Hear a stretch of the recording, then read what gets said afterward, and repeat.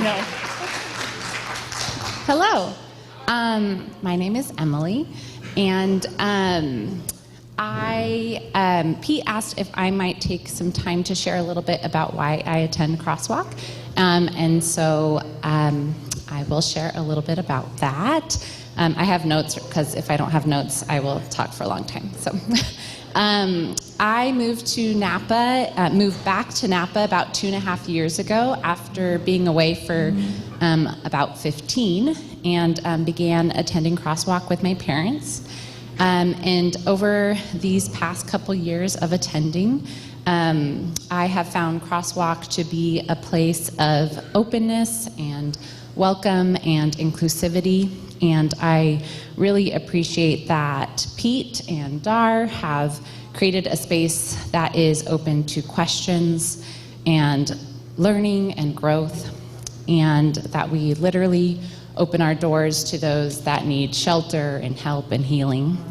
And I also really respect Pastor Pete's clear passion for the scripture, its lessons and history and context, and I feel like it's a real gift to learn from you. And I grew up in the church, grew up in a local church here in Napa, and I think that I always assumed that church and church community was just going to be a given in my life, that it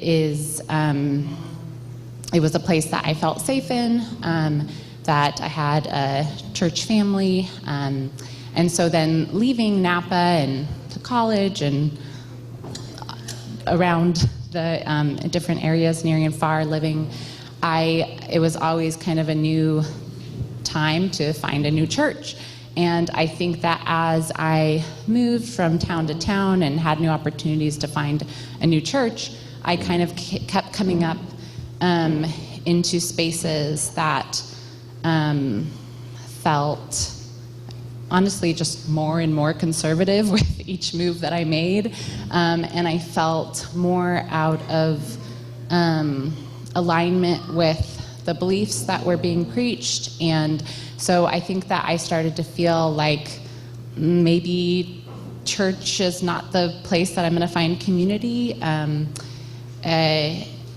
just because I did not feel, like I said, it was in alignment with my values and beliefs. So I kind of had this expectation that I'd have to find opportunities for community and service in other outlets. And so coming back to Napa in a bit of a whirlwind with the pandemic, I was really grateful to find CrossWalk, find a home here, find a place that felt safe and, again, as I said, open and welcome and inviting. So with that, part of that was part of attending church for me. Some of my best memories as a kid were that of service and community. So Pam and I started talking probably and I would point her out, but she's not here this week, but she talked briefly on the Bible study that we're going to be starting this month. We started talking in the summer, fall, about this desire, what I talked about of community and service and building that.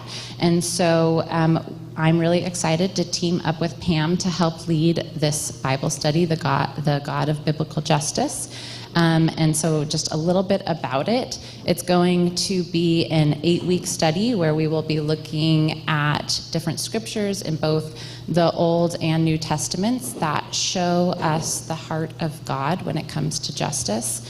We will be diving into questions like trying to understand and what do we mean when we use the word justice, and how can we not only be listeners but doers of what Jesus says? What does it mean to God? What does justice mean to God as found in the scripture?